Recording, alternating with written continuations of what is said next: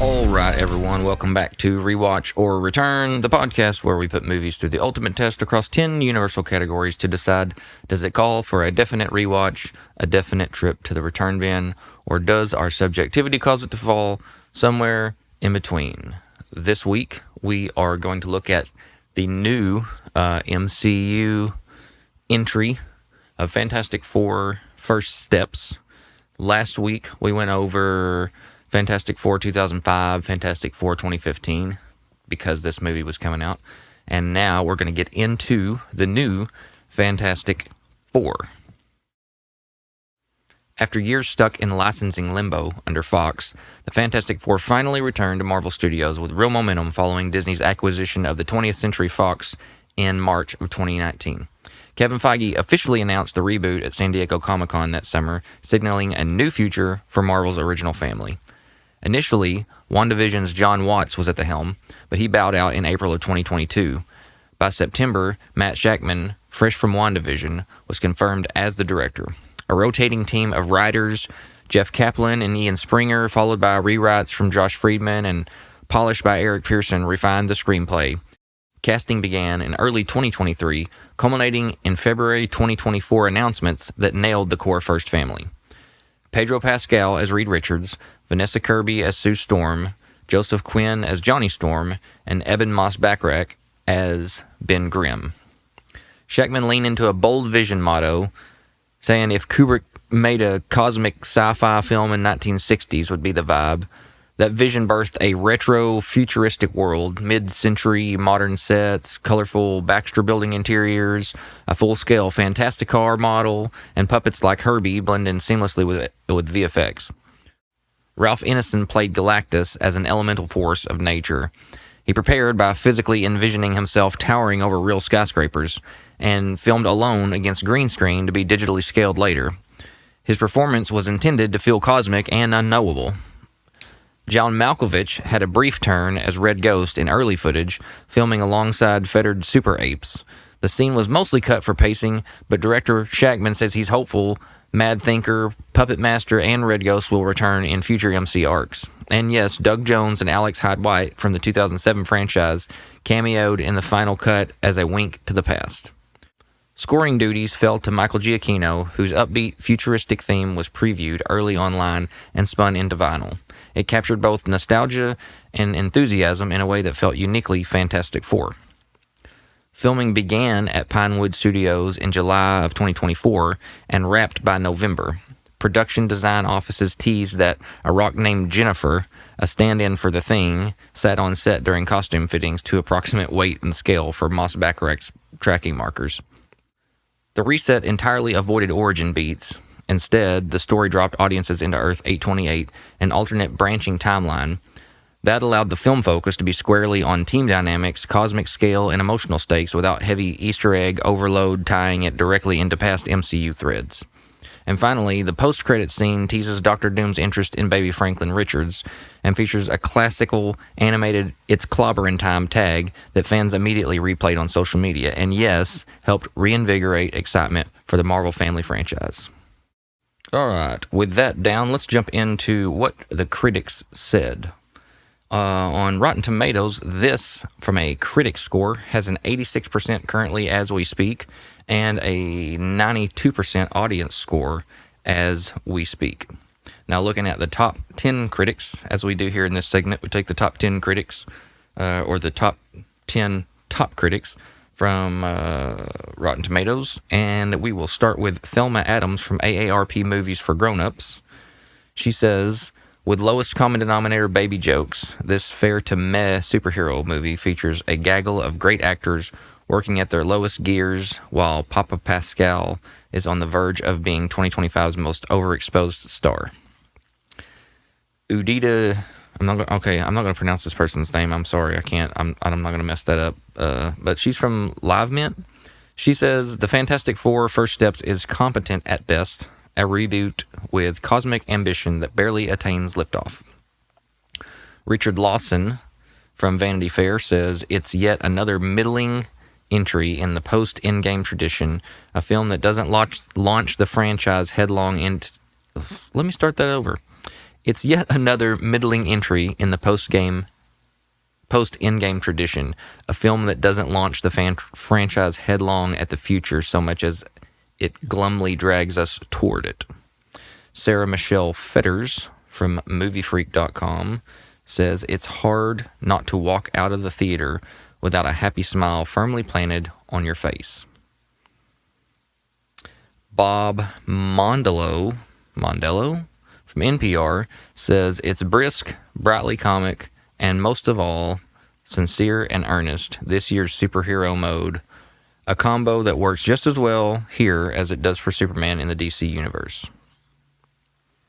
And then Glenn Weldon from NPR says, decades from now, it will still invite us to escape into it, to delight in its larger-than-life characters, its intergalactic battles, and its heart-stirring moments of heroism, and yes, in its benign, winning, blessed goofiness. David Sims from The Atlantic says, as an effort to breathe new life into a particular moribund title, First Steps is essentially successful. What it somehow can't manage to do is have much of a good time in the process. Richard Brody from The New Yorker says, there's more energy in the eye-catching production design than in the drama. The director, Matt Shakman, evokes little struggle, terror, or wonder, and the fine cast delivers amiable and mild performances. Jesse Hassinger from AV Club says it's probably not easy to make a good Fantastic Four movie. The newest version has enough actor-based charm to distract from its jankiest effects, plus a darn cool Silver Surfer. And then finally, Stephen Romy from The Australian says the dialogue is weak, especially the attempts at humor. Nothing much of interest happens. The superhero movie franchise has its ups and downs. This one is definitely on the downside. And that is what the critics said about Fantastic Four First Steps.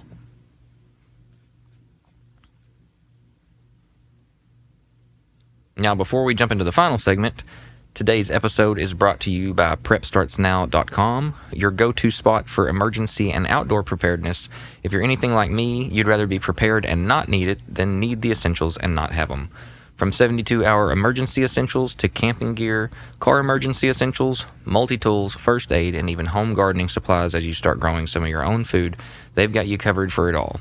And the best part is, as a listener, you can use the promo code REWATCH to get a 15% site-wide discount, and you'll also be helping out the show as they give us a small reward for your business in the process.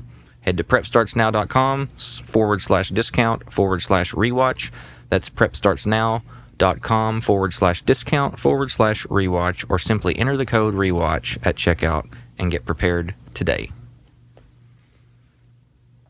All right, with that down, we're going to move into the final verdict section of this, but before, we're going to do a quick recap of this film. What happened? How did it go? So the film does not hit the origin, right? It comes in, skips the whole origin thing. You get a kind of a quick montage that sort of explains a little bit, but we don't go into that. We don't see everything happening. It doesn't go back like the other previous films and kind of show us how it all happened. We kind of jump into the story, and they already have their powers. Everybody already knows them. They're already very popular, and apparently for about 4 years, according to the film, we know who they are and we know their abilities, and they've been the Fantastic Four. So the film starts out, it shows you the family dynamic, right? So we get a little bit of family dynamic, understanding who they are and understanding what they mean to the community or the world or the city or all that. We find out that Sue is pregnant, and not long after finding out that Sue is pregnant, we see them on a balcony. Everybody's coming in, and or there's asteroids and all these things start coming in through the sky, and Johnny takes off to go check it out. And anyway, they end up down on the street level, and the Silver Surfer shows up, and she tells them that essentially she's heralding Galactus, that he is coming, and they need to say say what they want to say to their loved ones and spend their time, because their time is coming to an end, and he's coming to destroy their planet. And so now everybody's freaking out, and the Fantastic Four don't know what to do, and they feel like it's their responsibility to do something. So at the time, they all get on the ship. Sue is pregnant. They've been studying, by the way, her baby the whole time and trying to find out and test and make sure that there's nothing wrong with him, because they obviously have had molecular and DNA change since their accident to give them their powers. So they want to make sure the baby's okay. So they've been testing the baby, but now they're going to space. So now we've got a woman going to space pregnant for the first time ever. And they're going to Galactus because they feel it's better to go to Galactus than it is to let him come here. So they're going to Galactus to try to talk, basically, is what happens. So they get there, they get brought into Galactus's ship. The Silver Surfer speaks to Johnny, and because of something he heard earlier in these recordings, these far-off space recordings that they were hearing, he realizes that she said something to him that he was familiar with, and that's for later. But Galactus basically tells them, like, hey, I want your child when they speak to him.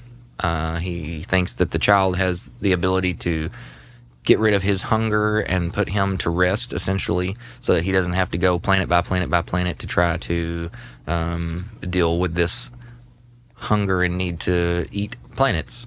And so they obviously are not going to give their kid to Galactus, and they are angry about the fact that he's even asking. And in a series of events where they get angry and do a few things to him and try to hurt him and the Galactus, and Johnny hits him with some stuff, and they try to do, anyway, they're not really able to do anything, but now they're just trying to get away. And as they try to get away from Galactus, the Silver Surfer follows them through light speed and everything, but they end up making it back. Galactus kind of did something to Sue to cause her to go into early labor. But in the process of trying to get out of there, Sue has the baby in kind of a very stressful, trying to survive moment. She has the baby, and then they show up back to Earth, and Sue the baby's a month old. So it's been a month trip to take them to get there and get back. So now they're back, they have the baby, and everybody asks them, how'd it go? And how did you defeat Galactus? And they say, we don't know. Or Ben says we didn't. And then they start asking all these questions, and he says he asked, Reed says he asked something asked for too great of a cost. And they ask him what, and he says he wanted our son. And we weren't going to clearly give him our son. And so the people are kind of being weird about it, kind of like, well, what if you would have given him your son? Would that have saved all of us? And it's really not, it shows how people can be. But then all of a sudden it becomes a thing where we know that Galactus is coming. So now they're trying to figure out how in the world do we save ourselves from Galactus. And in the beginning of the movie, Reed has figured out that they are able to transport. He's been working on this transportation technology, and he can transport things through space using this little bridge contraption thingy that he's built. And he thinks if he scales this up now, he comes to the realization, right, that if he can scale this up, then they can find a comparable solar system to transport the entire Earth by building all these bridges and basically scaling up his small transportation or thing to large. So now they're going to transport the entire Earth to somewhere else. They build all these bridges, the world comes together to do it, and right as they're in the process of doing it, the Silver Surfer shows up, and she starts destroying all these bridges, and so now they can't transport away and hide from Galactus. So now Galactus is coming. In the process of Galactus coming, though, Johnny has now used the words that the Silver Surfer said to him to build as a Rosetta Stone to learn her language and all this, and ends up communicating with her and helping her come to the realization that she's not doing great things, and she's caused a lot of people the hurt that she was trying to keep her own planet from feeling before Galactus did what he did to her. And so now we've got, she kind of flies away after they have an interaction, but Galactus is coming, and Galactus shows up, and because they realize that now, okay, we can't now transport ourselves, we have to bring Galactus here. So they use Franklin as a bait, the baby, and they put him in the middle of Times Square, where the only bridge left there is the only transportation bridge, and they're wanting to bring Galactus to that point so that they can then transport Galactus away rather than transport themselves away from Galactus. And in the process of all that, they try to, one over him and pull him away, and or pull one over on him, and swap the baby out and get Galactus in that thing. But he realizes what they're doing, and it ultimately takes all of them working together to finally get Galactus back to where he's going. And Galactus, in the process, grabs the baby from a building, right? So he's got Franklin, Galactus does, and they are now trying to get him to the bridge, but also get Franklin back. Well, ultimately they get Franklin back, and ultimately it takes all of them plus Sue putting everything she has in from her powers and basically her whole life force into pushing Galactus into this big hole, this big portal, transporting portal. In the process, it basically kills her, but they save baby Franklin. And as Galactus is going to pop back out of the portal before it closes, you think Johnny's going to go knock him back in there to save everybody and sacrifice himself. But what happens is the Silver Surfer realizes all the things that she's done now. She comes in and knocks Johnny out of the way and hits Galactus and knocks him into the portal. And now Galactus is transported away. They have saved baby Franklin. The problem now is there's been a lot of destruction, and Sue is dead. And in the process of trying to save Sue, basically Reed has given up after doing CPR and all this stuff, and he puts the baby Franklin on her chest, and after a little bit, she comes back to life, and you realize that Franklin did something. It came from Franklin's ability and powers, and somehow Franklin brought his mother back to life. That's the assumption, I think, because Franklin Richards ends up going on to be extremely wildly powerful and having some crazy wild abilities. So now Sue has been saved. Galactus has been transported off to who knows where, and has no ship and has no ability to get back to them. And everybody's okay and safe, and everything seems fine. And then it says something like 4 years later or something like that in a post-credit scene. And Sue is reading to Franklin, and she leaves for a minute to go get a different book. And when she comes back, she kind of notices there's a strange figure there, and it kind of pans around the middle of this thing in the middle of the floor, table or something. And you see a green hooded figure holding a metal Dr. Doom mask, and he's sitting there with Franklin, and then boom, it goes to black. And so now we understand that Dr. Doom is fixing to be brought into things. We have had our first Fantastic Four MCU story, and it says the Fantastic Four will return in Avengers Doomsday. So that is how that went. Now, that might be a little jumbled for you. I kind of rambled on through that. But that's essentially the rundown of what happened with the movie. So after the rundown, now let's actually hit the final verdict, where we put the film to the test across 10 categories scored on the scale from 1 to 5. And the scale looks like this. 5 is excellent, 4 is good, 3 is fair, 2 is weak, 1 is poor. And the first category is story and plot. Is the narrative compelling and coherent? Does it still hold up on a rewatch? I have rewatched this. I went and watched it once opening Saturday, and then went and watched it again, I think, the following Monday. So I have seen this twice. Story and plot.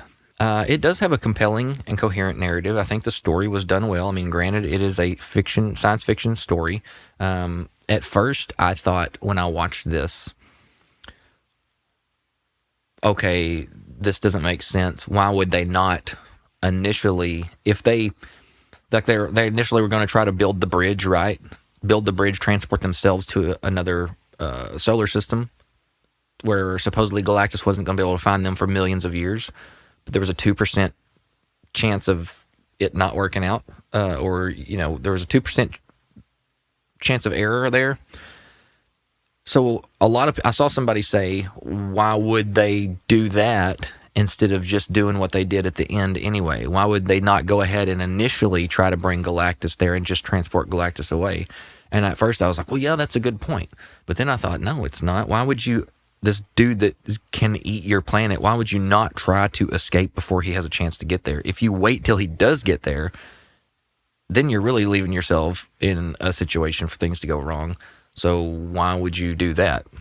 So it does make sense that initially the thought was to run. We got to run away. We got to get away from here.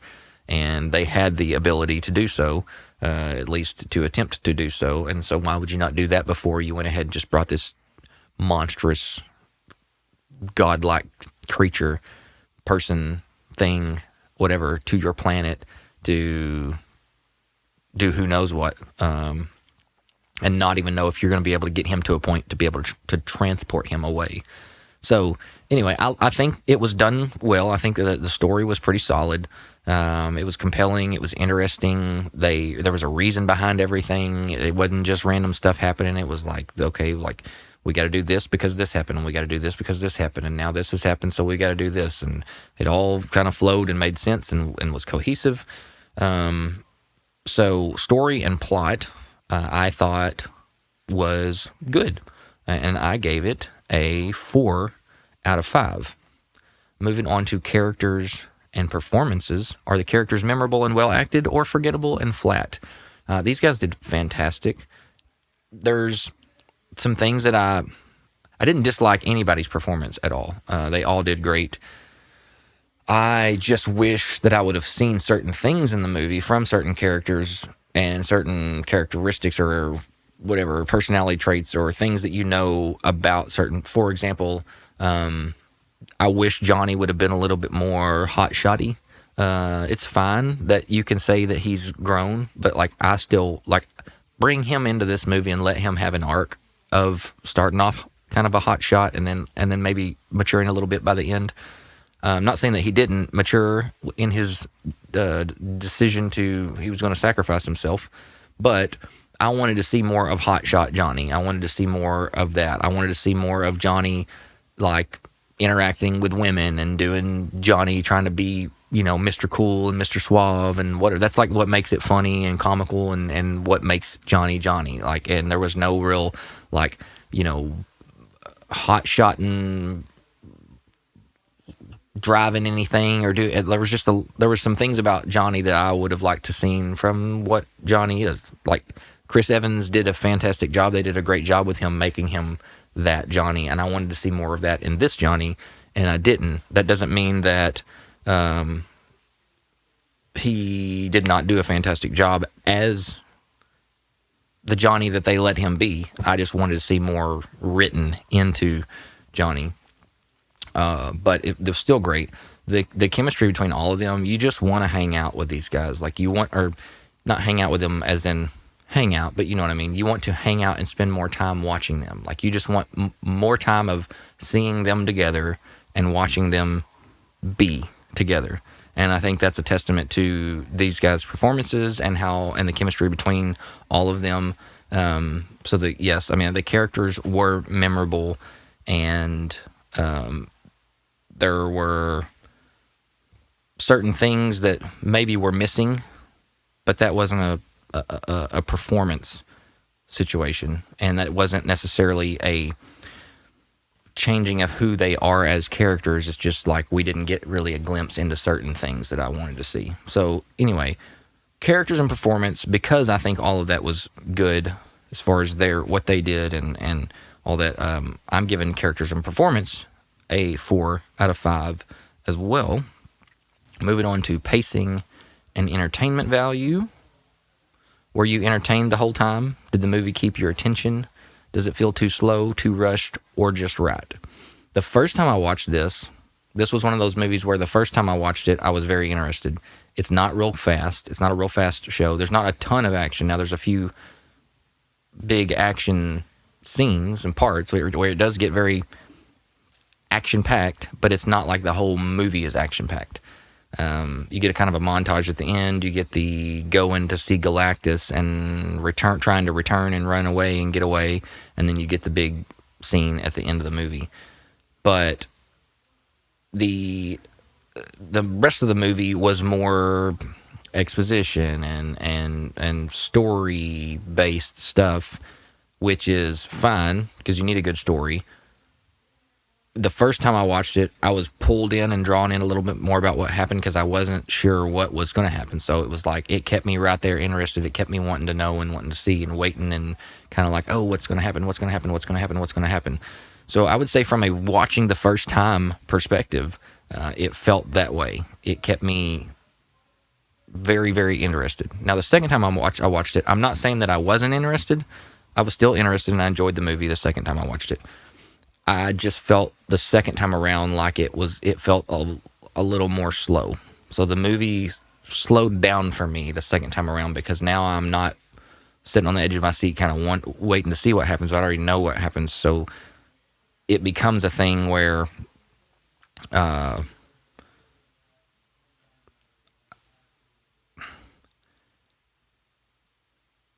a rewatchability standpoint, which is what we're doing here, right?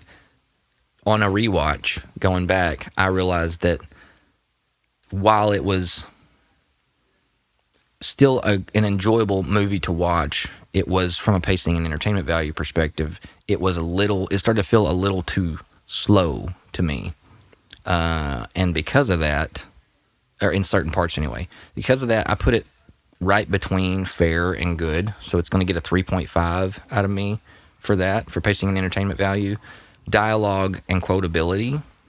Are there iconic or memorable lines? Do people still quote it? Does the dialogue feel natural or cringy? I don't know if people are going to quote this movie.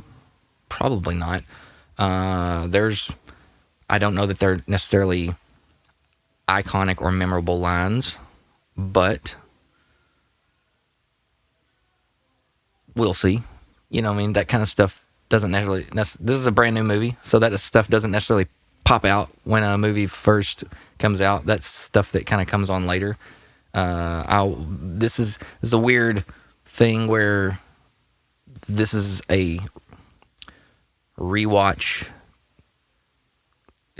focused podcast, right? And because I will occasionally cover some of these newer movies, some of these categories are going to not quite fit as far as what we're trying to judge here. So we're taking parts of them and kind of having to give a little bit on the other parts. But as far as, does the dialogue feel natural or cringy? I think the dialogue was great. I think all the interaction was great. There wasn't anything where I was like, that sounds stupid, or that sounds cheesy, or that sounds corny, or that's whatever. It felt like all their interactions felt genuine, and what they were saying had weight and meaning, or there was a particular comedic whatever that was coming out of it, but none of it was bad. It did all feel natural. It felt like it belonged. And so dialogue and quotability, I'm going to say, was good. We won't know till later if this is going to have stuff in it that's going to be considered quotable or kind of iconic or memorable lines. So I can't really speak to that yet. But as far as, does the dialogue feel natural, and is it good dialogue? Then yes. So I give it a 4 out of 5. Soundtrack and score. Does the music enhance the film or date it? Does it elevate the emotional tone of the film or feel out of place? Is it iconic or generic? Michael Giacchino, I think that's how you say it, who has done tons of stuff. His Batman score was really big for The Batman that came out a few years back. Did really solid with this. I mean, like it's a really, really fun score. It is good enough. It's like one of those things that would like jack you up listening to it. And the way that he included the big or choir singing of like them singing Fantastic Four as part of the score is pretty awesome to me and pretty epic. And so the score is really solid by a really solid artist, and I gave this a 4 out of 5 for soundtrack and score because it is pretty epic of a overall score for the film, and it really kind of elevates what's going on. So I gave that one a 4 out of 5 for soundtrack and score. Then we go on to cinematography and visual style. Is it visually engaging or stylish, regardless of effects budget or genre? Do the camera work and effects impress, or do they look kind of clunky? I think this film, with the exception of maybe a spot or two, looks really good. They did a really, really, really good job of this. The overall visual style of things, the way that it's just like the futuristic look, the vibes of the movie, that kind of, it feels like it's in the 60s, 50s, 60s, but it, like at the same time feels like they have a lot of modern technology, even though like they don't have cell phones, but then they have like all this other technology and robots, and it just like blends all this really well together, and it feels like right for what you're watching. You know what I mean? You don't watch it and feel weird because you're like, well, this feels old, but it feels new, but it feels for the world that they created here, it feels like it's right. It's like, this feels like everything that's here belongs in the world that they're showing us, which is really, really cool. And it's how you're supposed to do it, right? I mean, that's the whole purpose of things. You want to build out a world that brings people in and makes people feel like this is a lived in, like, world where these people belong and the things you're seeing belong and all that. And so for cinematography and visual score, I gave this a 4.2 out of 5, just a little bit above good. I wasn't going to just give it a 4. I'm going to give it that 4.2 bump on cinematography and visual style. Originality and creativity is next. Does the film feel fresh and inspired, or like something you've seen 100 times? Was the film groundbreaking? Is it formulaic? Does it bring something unique? Originality and creativity, it does feel fresh, right? It feels different. It's like we've not seen this. It doesn't feel like just like another MCU movie dropped in. It feels like a fresh take on things. It feels inspired, right? It feels like they were like inspired. Obviously, Matt Shackman said that he was shooting for that. What if I can't remember what he said, but if Stanley Kubrick did a certain kind of movie in 65 or whatever, like, so he had like a vision and thing he was going for, a certain style and an inspiration for what he wanted to see out of this. And but yeah, it does feel fresh. It feels inspired. I don't feel like it's something we've seen 100 times. I don't know that it's groundbreaking in any way, but I don't either think it's formulaic, and I think it does bring something unique. And so I'm comfortable. Initially, I was leaning a little bit lower, but now sitting here thinking about it, I'm okay. I'm going to give this a 4 out of 5 for originality and creativity. It just is really, I think that there's a lot of originality in this, and there was a lot of intent, and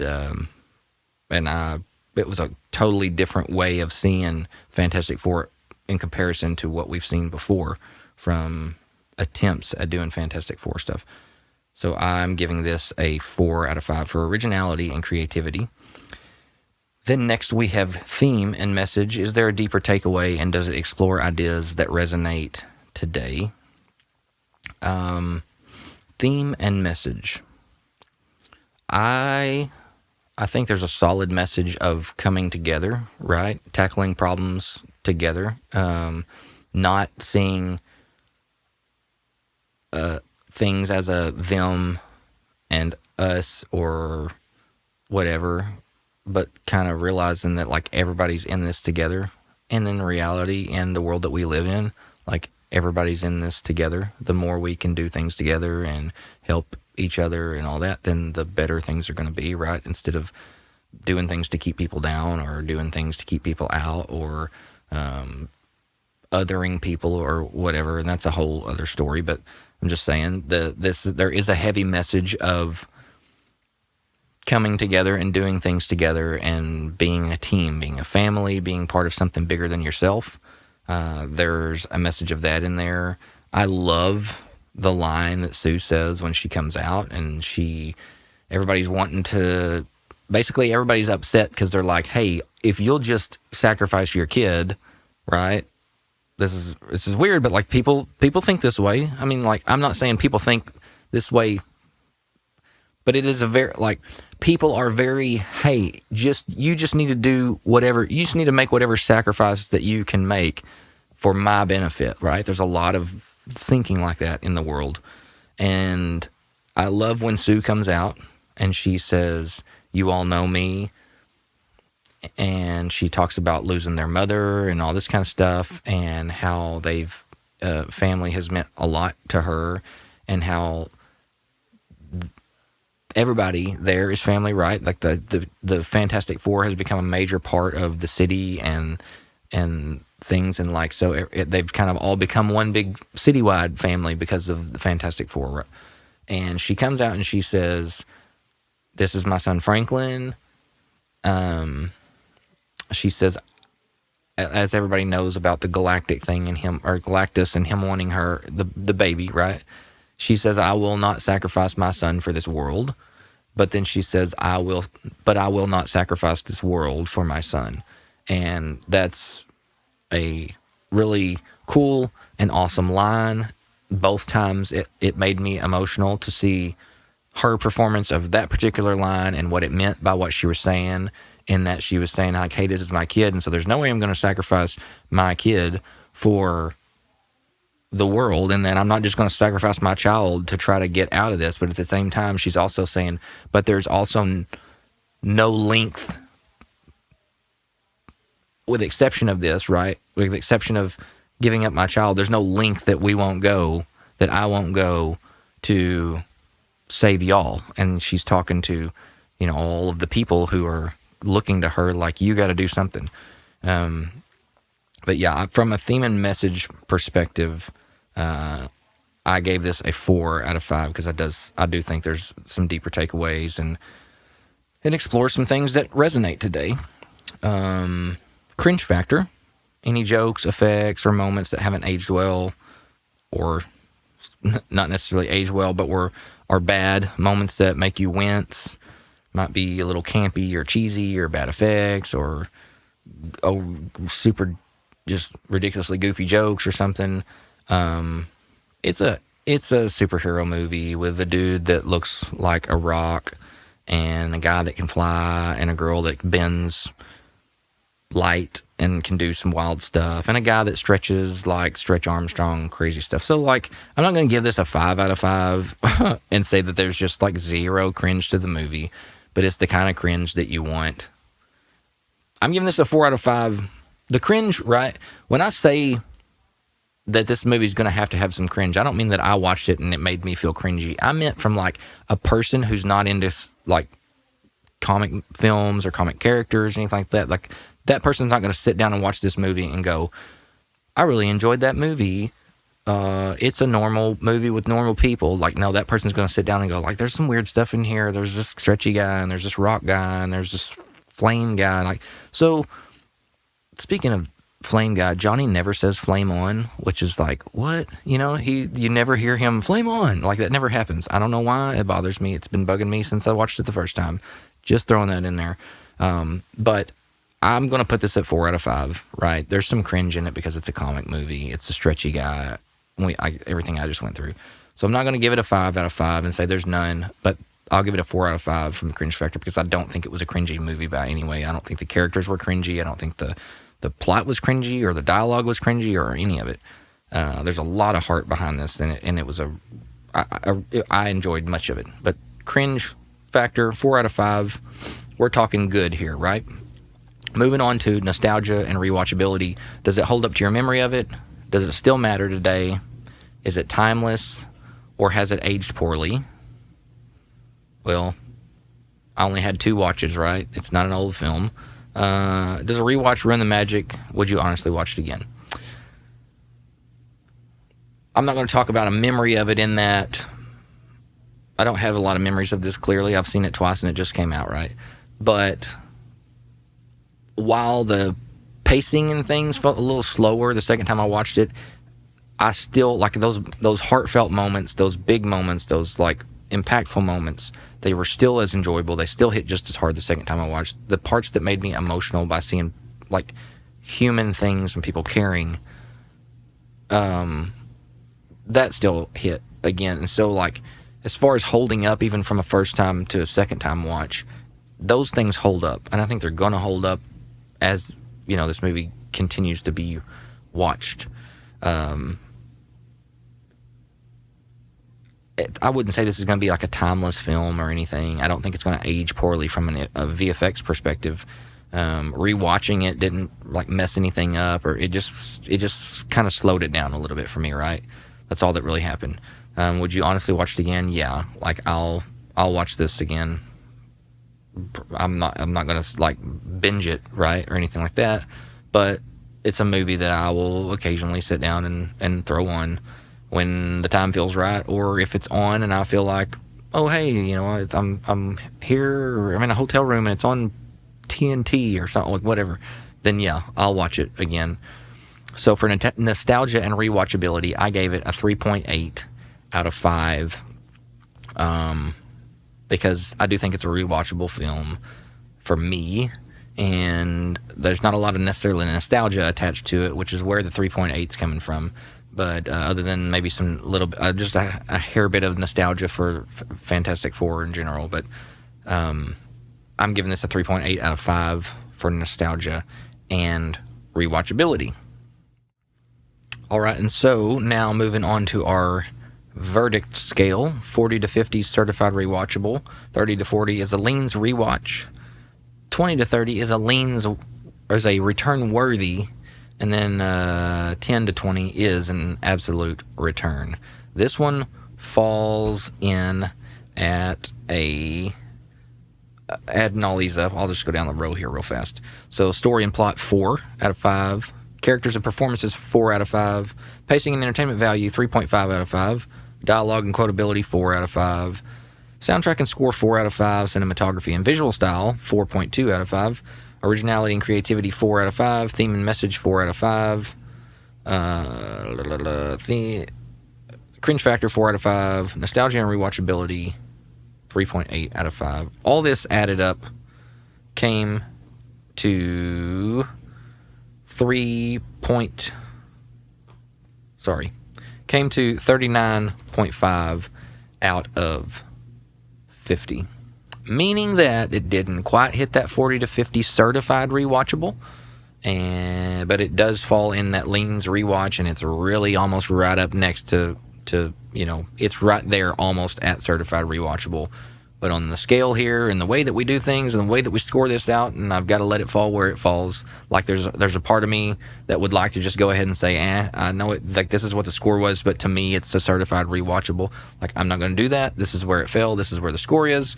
And I'm not going to change things. So this one is a 39.5, right under 40, meaning leans rewatch, but it's a 0.5 away from certified rewatchable. So we've got Fantastic Four, First Steps, 39.5, leans rewatch. All right, that down. Let's jump into a bonus category here just for fun to see what I can come up with off the top of my head. I hadn't really thought about this, but bonus category just for fun. Could a theme park ride based on this film make sense? And if so, what kind of ride would it likely be? I think there's a lot of things you could do with a theme park ride when it comes to this.